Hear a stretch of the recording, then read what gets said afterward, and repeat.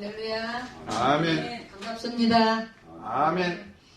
우리 HB 방송을 애청하시는 우리 애청자 성도 여러분, 주님의 이름으로 사랑하고 축복합니다. 할렐루야. 오늘은 하나님께서 본문의 말씀은 다윗 왕이 불행을 극복하는 그런 그 신앙을 가르쳐주는 그런 말씀입니다. 그래서 다윗은 위대한 이스라엘의 왕으로서 40년 동안이나 아주 정치를 보위에 있는 정치를 잘하였던 왕이고, 또 이스라엘을 또 세계 최강의 나라로 번영시킨 그 임금이었습니다. 그는 하나님께 큰 사랑을 받은 사람 중에 한 사람입니다. 많은 축복을 받았고, 그 다음에 국민들에게도 참 뭐라 그래야 되나요? 많은 그 존경을 받았던 그런 왕이기도 합니다.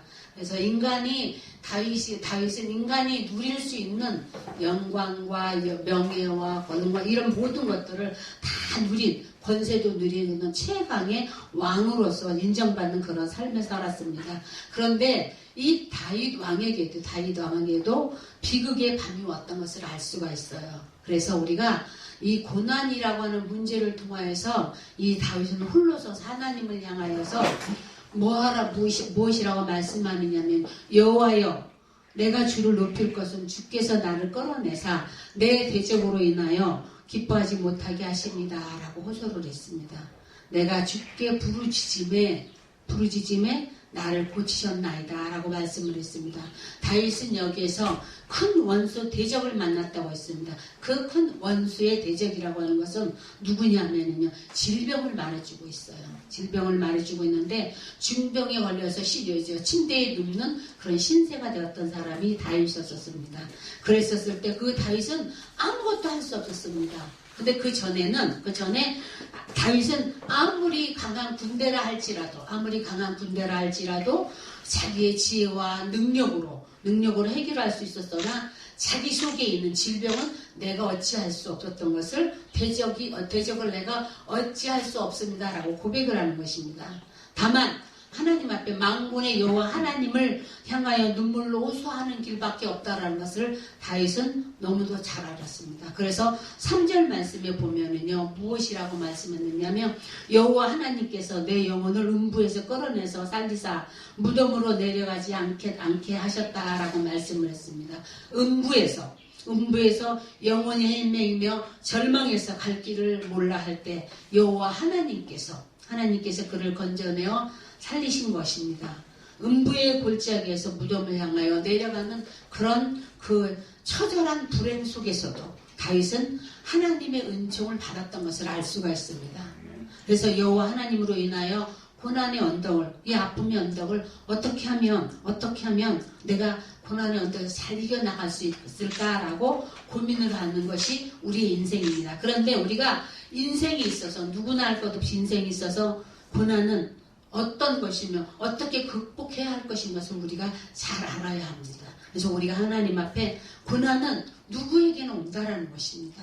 어떤 특정한 사람, 안 된 사람, 이런 사람들에게만 오는 것이 아니라 누구에게나 환난을 당할 때 나만 내 겪는 고난이냐고, 왜 나만 이런 어려움을 겪는 고난이라고 생각하기 쉽습니다. 그래서 홀로 많은 사람들이 괴로워하고 고민하고, 그 다음에 그 환경에서 내가 하나님 앞에 원망하는 것들이 참 많이 있습니다. 그런데 하나님께서는 우리가 살아가는 이 세상은 근본적으로 참 악합니다. 악해요. 근본적으로 악으로 가득 찬 세상이기 때문에 이 세상에 사는 사람은 누구나 막론하고 고난이라고 하는 문제 앞에 서 있습니다. 그래서 사업의 실패의 문제, 또한 사람들이 또 자녀의 문제, 자녀로 인해서 아파하는 사람들이 참 많이 있습니다.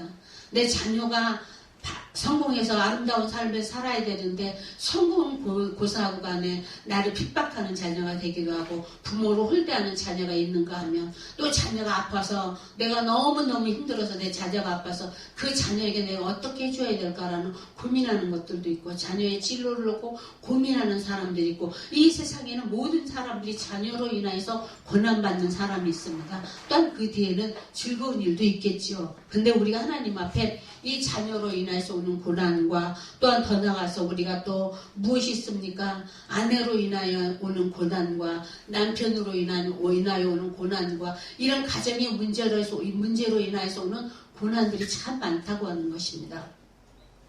그 다음에 또 우리가 살아가면서 물질의 문제가 있어요. 물질 때문에 마음 아파하며 괴로워하는 심령들이 너무나도 많이 있어요. 물질 때문에 사람과의 관계가 깨지고 물질 때문에 원수가 되기도 하고 이런 일들을 많이 겪고 사는 사람들이 많이 있습니다.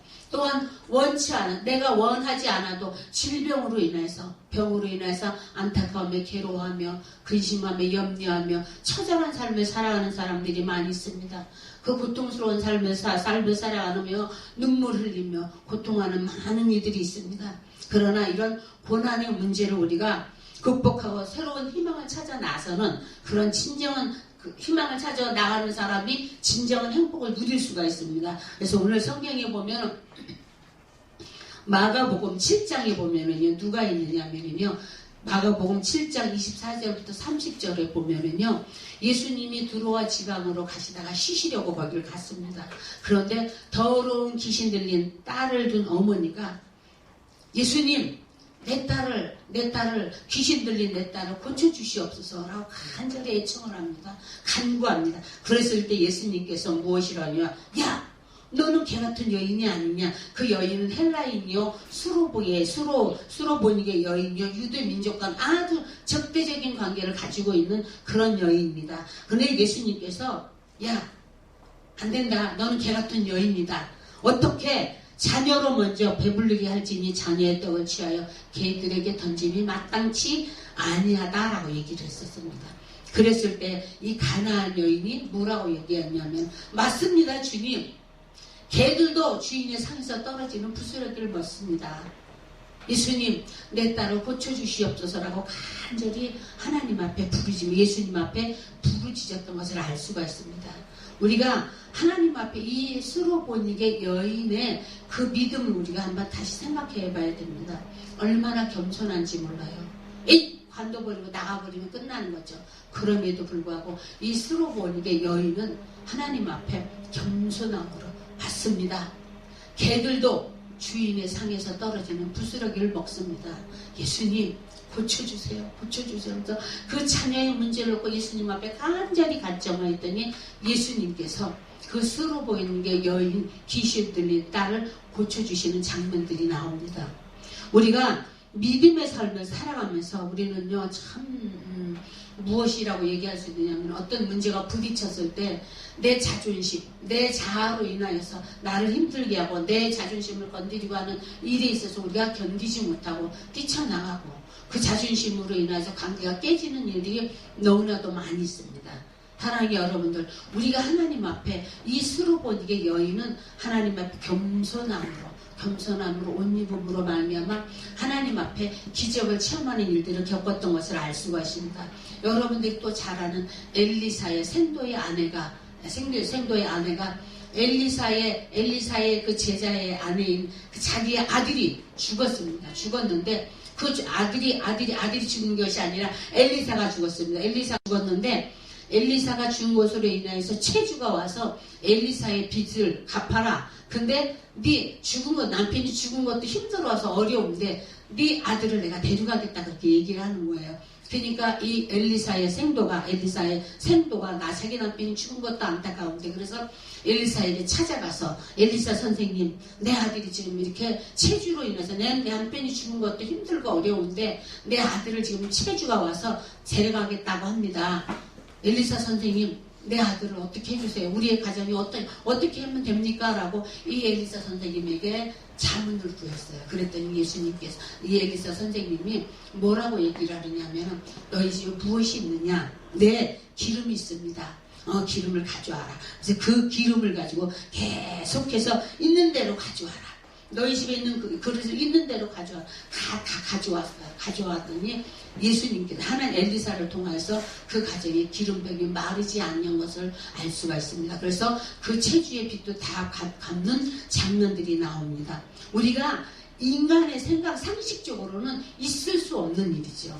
상식적으로는 정말로 있을 수 없는 일이지만 이해가 되지 않는 그 명령을 듣고 순종하는 이 엘리사 생도의 아내의 믿음을 우리가 본받아야 된다는 것입니다. 사랑하는 여러분들, 우리가 믿음의 삶을 살아가면서 참 이 성경의 말씀에 보면 많은 사람들이 어려움 겪고 고난을 겪지만 그 말씀에 의지하여 순종함으로 인해서 큰 복을 누렸던 것을 알 수가 있습니다. 여러분들이 잘 아는 소경 거지 바디메오가 어떻습니까? 절 귓가에 앉아있다가 예수님이 찾아오신다는 예수님이 지나가신다는 소리를 듣고 못했습니까? 다윗의 자손 예수여 나를 불쌍히 여기소서라고 간절히 기도했어요. 그때 사람들이 조용히 하라고. 지금 예수님이 조용히 해. 그래도 이 지금 소경 거지 바디메오는 자기의 문제로 인하여서 굴하지 않아 끝까지 예수님 앞에 부르짖으며 간청함으로 인해서 예수님께서 머물러 서서 그 소경 거지 바디메오의 눈을 고쳐주셨던 것을 알 수가 있습니다. 그러면서 예수님께서 소경 거지 바디메오에게 뭐라고 얘기합니까? 내 믿음이 너를 구원하였느니라 하셨더니 하나님께서 그 소경 거지 바디메오의 눈을 뜨게 하셨던 것을 알 수가 있습니다. 사랑하는 게 우리 애청자 여러분들, 우리가 이 모습이 때로는 우리의 모습일 수도 있습니다. 선지자 생도가 한 번도 해보지 못하는 거 무엇입니까? 한 번도 해보지 못하고 아내와 어린 자식을 두고 떠난 그 자기의 남편을 그것을 분명히 인식하고 못했습니까? 우리에게 엘리사 선생님에게 자기의 모든 것들을 가져갔던 것을 알 수가 있습니다. 이 말은 무엇입니까? 소중함을 인식할 수밖에 없다라는 것입니다. 또 주어진 아내와 남편 자녀들에게 나의 모든 그 사정을 알고 의무 감당할 그러한 오늘뿐만 아니라 우리가 마음으로 대하는 것이 바로 최종의 의식이라는 것입니다. 사랑하는 여러분들, 우리가 모든 믿음의 사람들은 고난의 문제를 통하여서 좌절하지 아니하고 끝까지 문제와 싸워서 승리하는 삶을 살았던 것을 알 수가 있습니다. 부르짖는 신앙을 가졌던 것을 알 수가 있습니다. 그래서 우리는 고난의 언덕에 섰을 때 자신을 깊이 돌아볼 수 있는 그런 신앙이 필요합니다. 그래서 우리가 하나님 앞에 30장 우리가 8절부터 10절까지 읽어보십니다. 다 같이 합독하십니다. 8절부터 10절입니다. 시작. 여호와여, 내가 주께 부르짖고 여호와께 간구하기를 내가 무덤에 내려갈 때에 나의 피가 무슨 유익이 있으리요? 진토가 어떻게 주를 찬송하며 주의 진리를 선포하리이까? 여호와여, 들으시고 내게 은혜를 베푸소서. 여호와여, 나를 돕는 자가 되게 하소서 하였나이다. 아멘.